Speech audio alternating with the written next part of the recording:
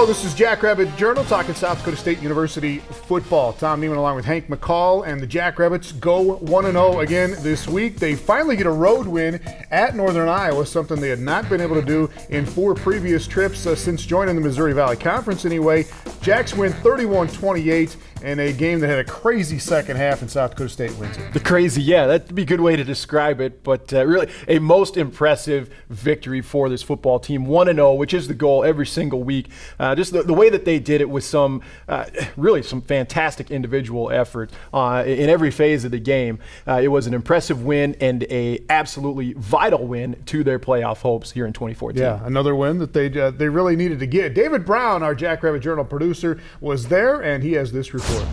An exhaustive game, but definitely a thrilling game for the South Dakota State Jackrabbits. They escaped Cedar Falls, Iowa with a 31-28 win over the Northern Iowa Panthers. And this game was absolutely bonkers. Justin Saravaca hit a 44-yard field goal with 1:47 left to give the Jacks a 31-28 lead. And then Melvin Tavares is once again Johnny on the spot. This interception near the end zone with 50 seconds left would seal the victory. But this game was nuts from the start. SDSU opened the game on a 17-play drive that took more than 7 minutes off the clock, capped by this Jake Winicky touchdown to make it 7-0. Into the second quarter, David Johnson takes the jet sweep and goes 50 yards for a touchdown to tie the game at 7. Zach Lujan would throw an interception near the end of the first half, and UNI would capitalize on this short 2-yard touchdown. They lead 14-7 at halftime, but the third quarter was all Jackrabbits. Nick Mears gets the interception after the tipped ball, and then the Jacks drive it down and get this touchdown by Zach Zenner to tie things up at 14.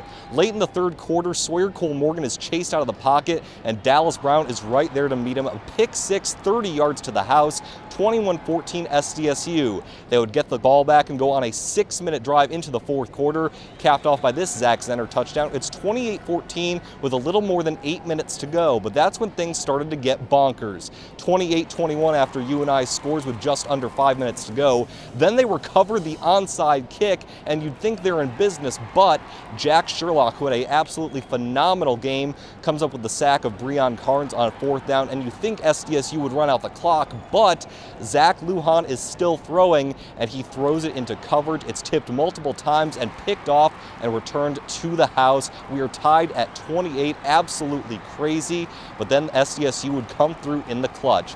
Jason Schneider makes one of the best catches you will ever see on his back, tipping it to himself. That gets the Jacks into UNI territory, where Saravaca would eventually hit his field goal for the final difference. We're going to break down all of this film with Coach Stiegelmeier a little bit later in our show, but for now, I am David Brown reporting for Jackrabbit Journal in Cedar Falls, Iowa. All right, big day for Jack Sherlock, among others. We'll hear from him on his Monster Day coming up later, but first, what does Coach Stiegelmeier think? He will take you through the big plays of the first half when we come back. Jackrabbit Journal on Midco Sports Network is presented by Billionato.com.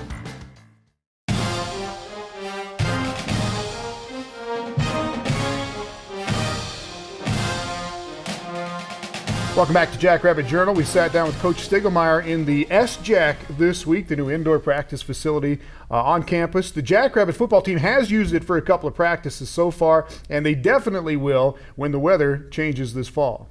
We came in here last week for a couple of reasons. Number one, to get it out of our system, because it is a special place, as you can see. And then our practice fields are so hard right now, and this is so soft, it really takes care of the joints. So bouncing our step, just get it out of our system. Good to hear the guys aren't wasting any time getting into that building, utilize that brand new space, because it is beautiful, and it's something that the guys can be excited about, getting off the everyday grind into a brand new environment, and take a little bit off of the joints here and there. Why not? He said there's a little more pep in the step going inside instead outside on that hard turf. Anyway, now to this Northern Iowa game. The Jackrabbits score first in the game, but they trail by a touchdown at halftime. Here is Stig with the first half. I'm not a fan, so the ups and downs are not always exciting for a coach, but you're always reminded in a game like this that it's not over till that last tick, wherever you're at, whether you're down or up. And we should have been able to end that game easier, but we did not. All right, well, you certainly got off to a great start with an excellent drive here. First drive of the game, and you guys take it right down the field, convert every third down, and it starts with that little turnaround screen to Trevor Wesley. Yeah, great design by Coach Eidsness and the offensive staff. And again, the thing we don't recognize enough is there's wide receivers out there blocking, paying their dues. Here you see Zach get some tough yards. They're a good defense. They're very physical, and it wasn't easy to run against those guys. Yeah, Northern Iowa is the only team in the Missouri Valley that allows less than 100 yards per game rushing right now. But here's another third down play. Go 5 for 5 on third down on this drive. Yeah, again, good design. Trevor Wesley had a number of those plays. Zach Lujan made quick reads, got the ball off. Here you see him get a third down with his legs. Good, smart football right there. That was on a 3rd and 9 right there. Going to get into a 3rd and 8 situation again here, and Trevor Wesley will be the man again. Yeah, really the same play, same formation. Again, good blocking. What you don't see there, Jason Schneider was going for the inside guy. He blitzed, went back to the outsider. That's a dead football play. So, unbelievable play by Jason Schneider. Jake Wenicky out there blocking as well, and then Lujan to Wenicky here for an 8-yard touchdown. Another great grab. 7 touchdown catches already this year for Jake Wenicky. Yeah, he's just such a big target, and again, you see his great body control there. And that was his second read. You saw Zach look to his right and then come back to Jake on the left. All right, 7-0 Jack's in the lead, and then Jack Sherlock really came back from not playing last week and had a great game. Yeah, he was hungry. He wanted to make up for it. We challenged him to get to where he's been playing earlier in his career, and he sure did. He had an unbelievable game. Here you see him getting a sack. It's almost like Jack Sherlock highlights here for a while. He really a good football player. Had Cole Langer and J.R. Plody, a little help there on the sack by Sherlock, but he had a couple of those. So it's 7-0 at the end of the first quarter, but Northern Iowa here, Sherlock again forces another 3 and out, and then the Jacks are going to get it back here, and a nice job by them on the punt return game. Great job by them on the punt return. Now we've got some guys here. Keep it at 7 right there. Tackle him, break down. He's a good punt returner. The positive about that is Ethan Sawyer literally outkicked our coverage, and we're never going to complain again about that. All right. 50-yard touchdown run coming up here by David Johnson, one of the most dangerous guys in the Missouri Valley. Very, very skilled young man. He shouldn't be a 50-yard run, but that is a play that we had not practiced. It's a different look, and so our guys, when they went to fit it wrong, and consequently with a guy like that, don't let him loose in the open field. All right, 7-7, game even here midway in the second quarter, and Jack's had, after that early possession, punted 4 times in a row. Then Lujan sacked you. This is number 49, great player for them. He had 14 tackles on the game. He is. He's really their Sam linebacker, and then in passing situations, they bring him in as a defensive end. When Zach is on, when he makes his first read, he does a good job. When he hesitates, sometimes I think good things don't happen. And here the route is wrong. That's not necessarily Lujan's fault. We ran the wrong route. He threw to where it's supposed to be, and we weren't there. Each team had 3 interceptions in the ballgame. Good coverage there by Jimmy Forsyth, but Cole Morgan fits it into Kevin Vereen for 17 yards, and then a touchdown coming up here. Yeah, play action pass. It shouldn't be this easy. They should have to battle. Our Sam linebacker stepped up, who also had a great game, but in this one he got fooled. Back to that last pass, the Vereen kid is a great player. And we thought we did a pretty good job against him. He's going to catch some balls. This was too easy, though. All right, 14-7, Panthers on top right at the end of the first half here. Lujan intercepted, same kid, into some coverage again. Yeah, part of that's my fault. Should we just run the ball? What should we do? Number one, they're gonna play pass in that situation. So don't force it into a situation like that. All right, what are you thinking at the half though? Good start. Not so good second quarter. What's going on? Well, we're down by 7, but our defense was playing well again, so I thought we're fine there. And offensively, we just needed to get rolling like we did in the first series, and we figured out how to do that. I think we simplified some stuff, and our guys were confident. I look in their eyes. I know when they feel good about what's going to happen. A good first half for both sides. Each side still trying to get a feel for each other and how they were going to approach this particular game. But the big thing that you got to take away from the first 2 quarters of this ball game was just how well the SDSU defense had played, carrying over the quality play from the second half of the Missouri State game the week before. All right, this game got really interesting in the second half, and we will run it down with Coach when we come back. Jackrabbit Journal on Midco Sports Network is presented by BillionAuto.com.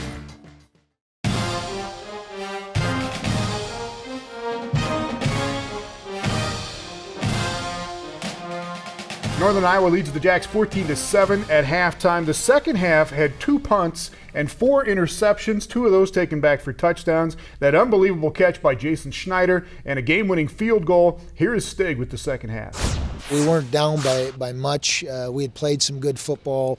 They had a short field touchdown, and then they had a long run. And so you can build on those things even though you're behind. All right, let's get into the third quarter here. And again, 14-7. You and I up at the half, but Nick Mears' first interception of the year for him. Huge play in the game. He did a really good job technique-wise, was really covering 2 vertical routes, broke on the front hand, and good things happened. Nick Mears continues to get better every game. Led the team in tackles again this week, as well as that interception. And then Lujan to Winicky, and you get another good rhythm drive going here to get some points. Yeah, and again, Coach Eisens gets the calls in quick. We execute. That's a simple slant play that goes for about 20 yards. Again, physical football here, really physical. Third down carry here, and Zach gets close to the first down. Going to go for it on 4th and 1. You know, yeah, I believe in our guys. Probably, second guess yourself sometimes, but the results are good here. I love the way we came off the ball and the way Zach ran the ball. Yeah, Lauscher and Vovoda out there leading the blocking to get down to right at the goal line, and then Zach takes it in for a touchdown. Yeah, easy yards here, and that's when he's the best. When he doesn't have to make a bunch of cuts, we separate things, and he can run full speed. 14-14 got it tied up, and then David Johnson, he had that 50-yard run, he had a 25-yard run here, but other than that, he had 78 yards total, so he didn't hurt you a whole lot. No, he didn't, and again, we were concerned about him. We didn't think he would get loose inside like that. Here they run a new play really for him, kind of a lead draw. And again, you can see the defense take care of him. Sherlock and Langer again getting up off the bottom of the pile there along with TJ Lally. And then their drive stalls and Cole Langer gets a block on the field goal. You know, we talk about play like it's your last play, and that play there won us the football game. There's a number of them, but that play there made it a 3-point game at the end where we win the football game. Any play can be a big play, right? And then here's another one by Dallas Brown. Yeah, huge play, and Dallas has had a number of those in his career here. Just play hard. The guy was getting sacked. He tried to make something happen. Dallas made something else happen. First interception of the season on the pick six there by Dallas Brown. So the Jacks up 21-14 here late in the third quarter.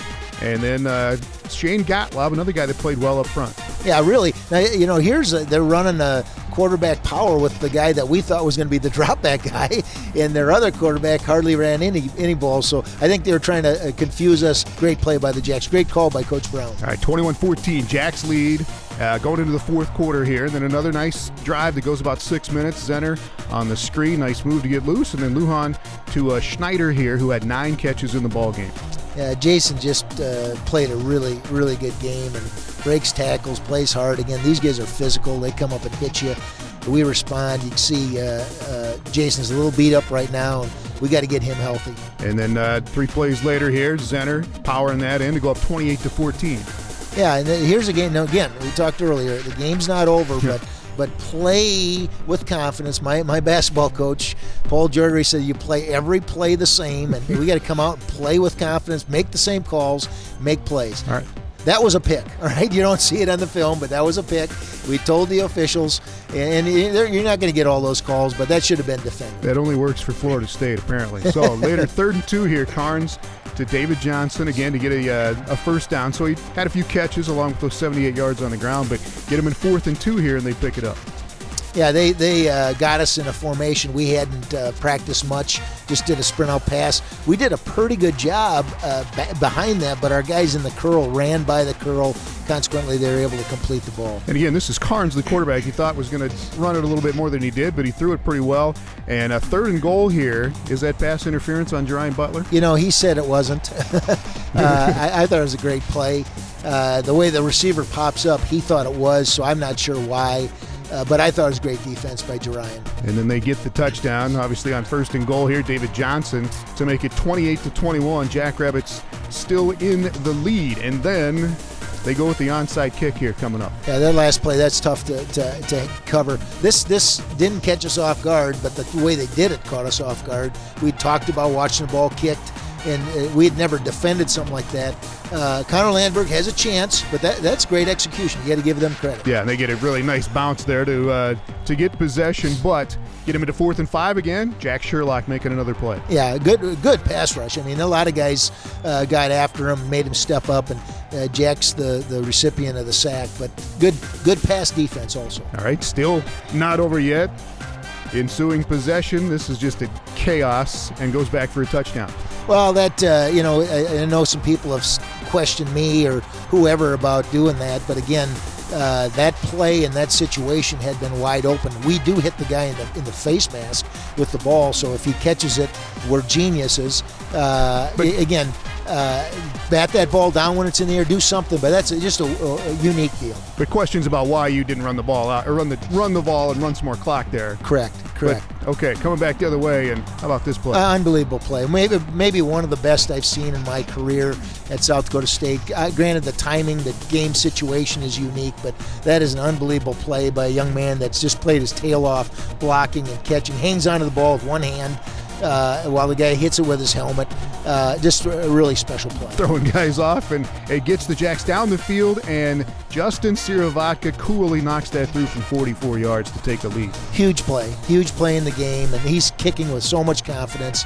You know, he doesn't get a lot of reps, gets a few PATs, but those plays are huge in a game. All right, 31-28, Jacks in the lead, and then Melvin Tavares with another interception late in the ball game. Great catch, great job of judging the ball in the air. Great pressure again as you watched us attack the quarterback. So big play in the game, and glad he left his helmet on the field.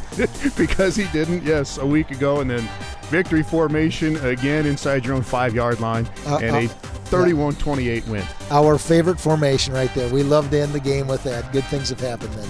And just go back to, big win here at Northern Iowa. You guys had one down there in, 37 years, I think, and you get it done. It was nice. Well, we had gone down there and played well, been in games, and then made a mistake or two and not gotten it done.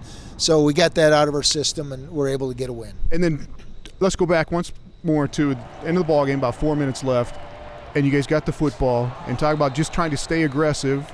You're trying to run the clock out, obviously, but you wanted to stay aggressive? Yeah, we're running plays that we think we can execute. Zach Zenner had 27 carries for 80-some yards, so it's not like running the ball was working, and we had tried to run the ball before that, so I think it was the right decision. And we're not guaranteed to win if we have to punt, so try to get first downs and play like you're going to win the game, and that's moving the ball down the field. But this was kind of one of those big games before the season even started. At UNI, both picked to do well this season and hadn't won there, obviously, in forever. So this was a big deal. Huge game. Both of us are ranked. Both of us have had recently really good histories of football on the road. That's a huge game in our season.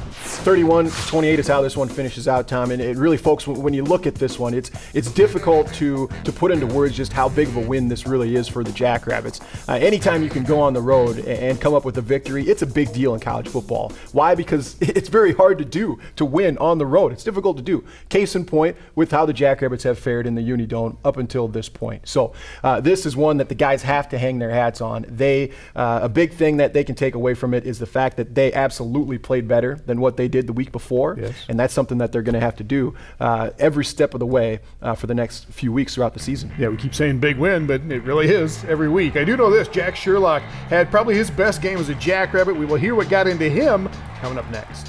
Jackrabbit Journal on Midco Sports Network is presented by BillionAuto.com.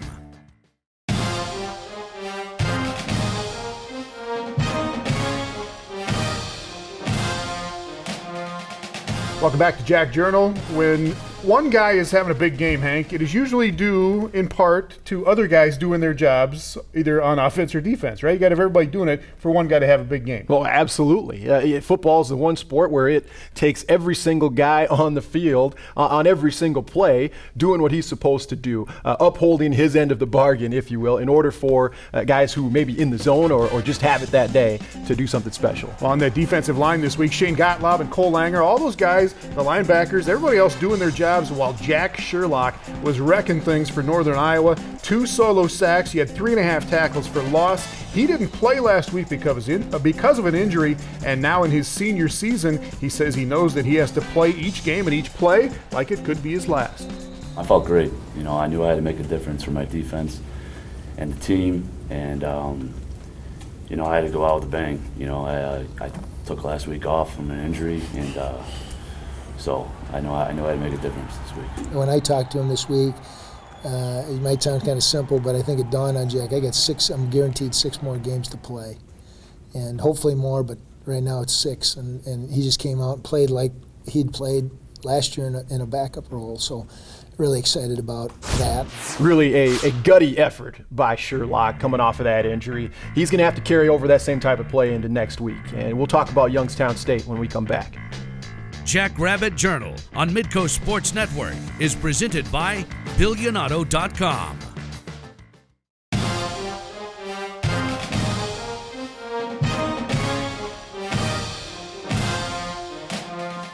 What is Hobo Day this Saturday in Brookings? The Jackrabbits play Youngstown State in the football game. Youngstown comes in at 2-1 in the Missouri Valley, just like the Jackrabbits. They have a freshman quarterback named Hunter Wells. He has started the last 2 games. Kind of mediocre stats so far, 159 yards a game, has 2 touchdowns and 1 interception in those last 2 games. Youngstown does have running back Martin Ruiz. He was the Missouri Valley Freshman of the Year last year, had over 1,000 yards and 15 touchdowns. He ran for a score and caught a touchdown pass last year against the Jacks, but remember, SDSU won that game big, 42-13. We can't figure out yet what happened. I think to some degree the players quit in the second half. I think they had enough of Zach Zenner by halftime, and we just couldn't tackle. We just played very poorly. Jackrabbits are approaching this Hobo Day game as essentially a playoff matchup. Really? Absolutely. 1 loss already in the conference? They should be. All right. The Jacks have won 6 in a row against Youngstown State by a pretty wide margin. We'll see if they can make it 7 in a row this Saturday. We'll see you next week on Jackrabbit Journal.